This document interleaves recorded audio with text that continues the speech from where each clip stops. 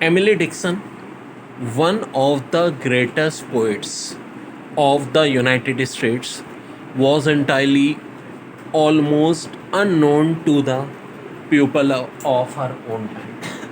जनाब, error detection में Emily Dixon one underline है. क्या एरर हो सकता है? नहीं जनाब, नहीं हो सकता. One of the greatest poets of the United states. देखिए, सिर्फ अंडरलाइन में एरर हो सकता है और बिल्कुल ग्रेटेस्ट सही है. यहाँ पे दी आया हुआ है, पहले तो ग्रेटेस्ट होना चाहिए. Poets of the United states के साथ दी आता है, कई बार बता चुका हूँ. Was entirely almost unknown to the people of her own time. देखिए, अननोन एक एडजेक्टिव है, तो इससे पहले एडवर्ब आना चाहिए.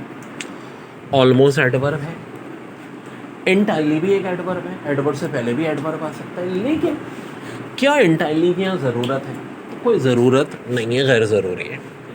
बहुत सारे सुपरफ्लोज होते हैं जो गैर ज़रूरी होते हैं, तो उनको हम कभी नहीं लिखते, क्योंकि सेंटेंस बिल्कुल सही है. Emily Dixon, one of the greatest poet of the United State, was almost unknown to the people of her own time. Almost के साथ एंटायरली नहीं लगेगा, कोई ज़रूरत नहीं. जनाब, वैन द मोल्टन रॉक, क्या यहाँ वैन सही है? रॉक एक नाउन है, मोल्टन एक एडजेक्टिव है, तो एक एडवर्ब चाहिए. बिल्कुल जी, वैन एडवर्ब होता है. It's means okay. फ्रॉम वॉल्कानोस, किससे? वॉल्कानो से. प्रीपोजिशन के बाद नाउन. फर्स्ट एरप्ट्स, जी बिल्कुल यहाँ पे एरप्ट्स हो सकता है. इट्स टेम्परेचर, इट्स के साथ टेम्परेचर जो कि नाउन है, बिल्कुल सही है. इस 7 to 10 times, 7 to 10 times comparison की बात हो रही है. एक नाउन की आगे एक बॉयलिंग यानी एक और नाउन मौजूद है. तो जब ऐसी कंडीशन हो, एक नाउन का कंपैरिजन हम नाउन से कर रहे हैं कि उससे 7 to 10 टाइम्स ज़्यादा है, तो याद रखो हमेशा इस्तेमाल होगा मोर देन का. ठीक है, हो जाएगा इस 7 to 10 times more than boiling water. फिर रूल क्या है? 7 to 10 times, 4 to 6 times, 7 to 9 times. क्या एक नाउन ही एक नाउन से हमेशा क्या कंस्ट्रक्शन आएगी? More than. यहाँ पे देन हॉटर नहीं, बल्कि क्या होना चाहिए था? मोर देन होना. सवाल है, accounting is describe has art of classifying, recording and reporting significant financial events. तो accounting is describe has art. Art एक नाउन है, तो नाउन के साथ तो आर्टिकल चाहिए था भाई. आर्ट के साथ कौन सा आर्टिकल आएगा? An. As an art of. आगे फिर क्लासिफाइंग, रिकॉर्डिंग एंड रिपोर्टिंग, वो नाउन्स का ही सिलसिला चल रहा है. फिर सिग्निफिकेंट फाइनेंशियल इवेंट्स एक नाउन है, उससे पहले फाइनेंशियल एक एडजेक्टिव भी है. बाकी सारी कंस्ट्रक्शंस हैं. गलती थी तो कहाँ थी? या एन आर्ट होना चाहिए था. Cultivated crops and grazing lands take up less than third of the world's land area. एक एक चीज़ से पूछो, इजाज़त लेके आ रहे हो. सबसे पहले अंडरलाइन है कल्टिवेटेड, एक एडजेक्टिव है. किससे पहले आया है? क्रॉस से पहले. बिल्कुल परफेक्ट है. एडजेक्टिव नाउन से पहले, बिल्कुल ठीक. फिर एंड, तो वही सेम कंस्ट्रक्शन. ग्रेजिंग लैंड्स, फिर एक एडजेक्टिव, फिर एक नाउन, बिल्कुल सही. टेक अप एक फ्रेजल वर्ब है, जो कि यहाँ बिल्कुल ठीक है. तो ऑप्शन बी में भी गलती नहीं है. Less than third of the world land area, ये कौन सी इंग्लिश है भाई? क्या होता है? 1/3. तो एरर सी में था. आए आगे भी चेक कर लेते हैं. 1/3 ऑफ द वर्ल्ड. वर्ल्ड सही है क्या यहाँ? बिल्कुल सही है, क्योंकि देखो लैंड एरिया किसका है? वर्ल्ड का है. जब भी पोजेशन की बात आती है, एस्ट्रोस्कोप और एस होना चाहिए. लैंड एरिया किसका है? किसकी मिल्कियत है? वर्ल्ड की. तो बिल्कुल ये बात भी सही है, बी भी सही है. तो गलती कहाँ थी? सी में. 1/3 होना. कैरे ऑन मोस्ट स्केल्स, यहाँ तक हो गया. ये हो गया ए. 0 मार्क्स. द स्टार्टिंग पॉइंट और द न्यूट्रलाइज पोजीशन. बात हो रही है ऑन मोस्ट स्केल्स, कॉमा, यहाँ तक तो कोई गलती नहीं है. 0 के साथ मार्क्स, बिल्कुल ठीक है जी. द स्टार्टिंग पॉइंट एक नाउन चाहिए था. और द न्यूट्रलाइज पोजीशन. वेट हमें देखो, स्पॉटिंग एरर को पकड़ना बड़ा आसान है. गलती उन वर्ड्स में सिर्फ होती है जो अंडरलाइन है. तो इसका मतलब है पोजीशन तो यहाँ बिल्कुल सही है, पोजीशन में तो गलती नहीं हो सकती। पोजीशन एक नाउन है, नाउन से पहले हमेशा क्या आता है? एडजेक्टिव। क्या न्यूट्रलाइज एक एडजेक्टिव है? नहीं जी, ये तो वर्ब है। तो हमें क्या चाहिए? एक एडजेक्टिव चाहिए, और एडजेक्टिव चाहिए तो यहाँ क्या लिखेंगे? न्यूट्रल। न्यूट्रल क्या है? एक एडजेक्टिव। याद रहे, नाउन से पहले हमेशा क्या लगता है? एडजेक्टिव लगता है। तो ये वर्ब से इसको एडजेक्टिव में कन्वर्ट कर दें, न्यूट्रल। तो गलती ऑप्शन डी है। सवाल पेपर में आया था, the Whitney museum contributes to reflect. ये है स्पॉटिंग द एरर में सिर्फ वो वहाँ एरर होता है जो अंडरलाइन होता है।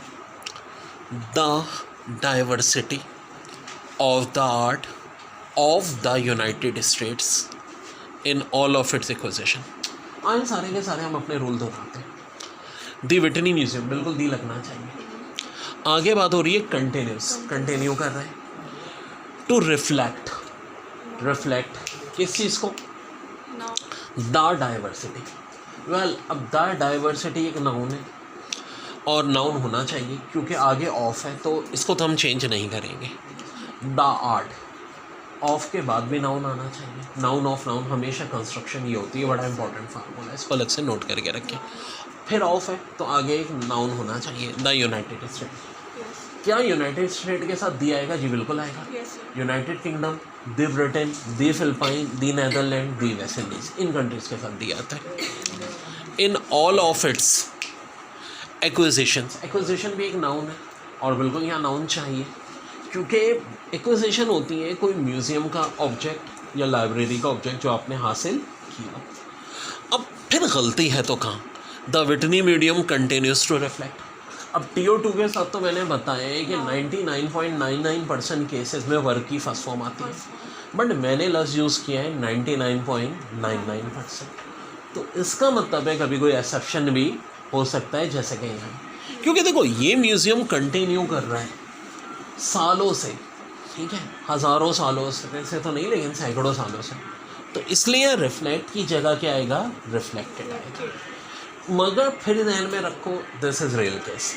99.99% केसेस में TO2 के बाद वर्ब की फर्स्ट फॉर्म ही आती है। देखें, A red short teeth can grow, अब ये भाई ने लिखने के हैं ये माशाल्लाह, थ्रो फूड प्लास्टर और soft metallic such as lead. तो देखो, स्पॉट द एरर में 4 वर्ड में से कोई एक वर्ड है जिसमें मिस्टेक होगी, हमें पहचान करनी है। ए रेड शॉर्ट टीथ, बिल्कुल जी शॉर्ट टीथ हो सकते हैं रेड के, और होते ही हैं। कैन ग्रो थ्रो, ठीक है जी, थ्रो भी सही है। वुड प्लास्टर और सॉफ्ट, ठीक है जी। वुड कॉमा प्लास्टिक कॉमा और सही लग सकता है, सॉफ्ट मेटलिक सच है स्लेट। तो यहाँ गलती है, मेटलिक नहीं बल्कि मेटल होना चाहिए। सॉफ्ट मेटल सच है स्लेट। जो स्पॉटिंग द एरर में सवाल है, ए रेड शार्प टीथ कैन गिनो, ठीक है, GNAW गिनो, थ्रो वुड प्लास्टर और सॉफ्ट मेटलिक सच है स्लेट। वाकई बड़ी ख़तरनाक होती है, कैन गिनो काट लेते हैं वुड को भी, प्लास्टर को भी, और सॉफ्ट मेटल्स सच है स्लेट। तो सॉफ्ट क्या होना चाहिए था? यहाँ मेटल्स की बात हो रही है, सॉफ्ट मेटल सच है स्लेट। ये मेटलिक कहाँ से आ गया? गलती कहाँ है? डी में। अच्छा, बड़ा अच्छा है। Even when binoculars are used to observe Saturn, the planet moons are invisibility dash. तो गलती कहाँ है? ए में नहीं थी, इवन तो सही है। When binoculars are used to observe Saturn, ये भी बिल्कुल सही है।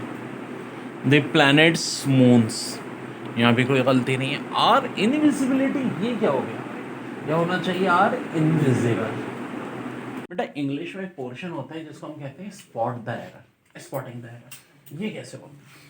देखो, इसमें 4 वर्ड अंडरलाइन होंगे, जैसे कि एनिमेशन इज अ फिल्म, पहला अंडरलाइन वर्ड है film, option A. Technique that creates, ये हो गया B. The illusion of mover, ये हो गया सी। इन एनिमेट्स ऑब्जेक्ट्स और ड्राइंग, ऑब्जेक्ट्स हो गया डी। अब गलती कहाँ है? ABCD में से किसी एक में। अच्छा, ज़ाहिर सिर्फ हमें एग्जाम में गलती बतानी है। कि है किस ऑप्शन में, सही नहीं करना यहाँ, लेकिन ज़ाहिर है मैं आपको सही भी कराऊंगा कि पता चले गलती कहाँ है। तो देखो इजाज़त मेथड, इन्हीं एनिमेशन इज़ अ फिल्म, बिल्कुल जी फिल्म तो सूटेबल है। डेथ, फिल्म टेक्निक, पूरी फिल्म टेक्निक की बात हो रही है। डेथ, ठीक है जी। क्रिएट्स, क्रिएट भी सही है, सिंगुलर नाउन है तो सिंगुलर वर्ब होना चाहिए। द इल्यूशन, इल्यूशन का मतलब होता है नजर का धोखा। ऑफ, अब देखो मूवर का मतलब होता है हरकत करने वाला, ऑफ हरकत करने वाला, इन इनएनिमेट यानी बेजान ऑब्जेक्ट्स और ड्राइंग। तो मेरे भाई ऑब्जेक्ट्स पे भी यहाँ कोई मसला नहीं है, मसला यहाँ है। देखो मूवर का मतलब होता है हरकत करने वाला, जबकि यहाँ क्या होना चाहिए, इल्यूशन ऑफ मूवमेंट। इल्यूशन एक नाउन, फिर ऑफ, फिर नाउन, और वो भी कौन सा, मूवमेंट की बात होनी चाहिए। मूवमेंट का मतलब क्या होता है, हरकत, हरकत करने वाला नहीं, यहाँ सही सूटेबल क्या होगा, of movement in inanimates object और drawings. Physical fitness activities, error अगर ए में है, can lead to an alarming variety of injuries. हाँ जी, इंजरीज भी अंडरलाइन है, या तो इसमें है एरर।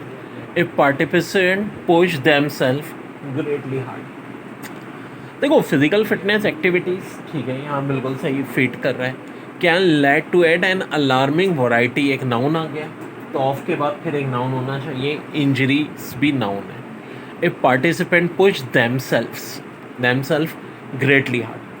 देखो बाजार तो सही लग रहा है क्योंकि हार्ड एक एडजेक्टिव है और ग्रेटली भी एक एडवर्ब है, एडजेक्टिव से पहले एडवर्ब आना चाहिए, लेकिन ग्रेटली नहीं, क्योंकि एक पूरे का पूरा वर्ड होता है वेरी हार्ड। वेरी एक क्या है, एडवर्ब है, और एडजेक्टिव हार्ड के साथ हमेशा क्या यूज़ होता है, वेरी यूज़ होता है, क्योंकि वेरी हार्ड के भी साइनोनिम्स होते हैं। अब वेरी हार्ड का मतलब क्या होता है, terrible, hard worse, complicated, heavy, rough, serious, tough या ट्रबलसम। और यहाँ बात ही किसकी हो रही है भाई, physical fitness activity can lead to an alarming variety of injury if participant push them very hard. अब बहुत ज़्यादा हार्ड, टेरेबल हद तक आप देखो, बहुत ज़्यादा एक्स्ट्रा ट्रेनिंग भी खतरनाक होती है। ब्रूसली की मौत आज तक पुरस रहा है, कुछ लोग ये भी कहते हैं कि एक्स्ट्रा ट्रेनिंग की वजह से हुई है, ठीक है। यानी वेरी हार्ड का मतलब क्या हो जाएगा, बहुत ही ज़्यादा complicated. Terrible, hard worse, complicated, heavy, serious, tough या ट्रबलसम।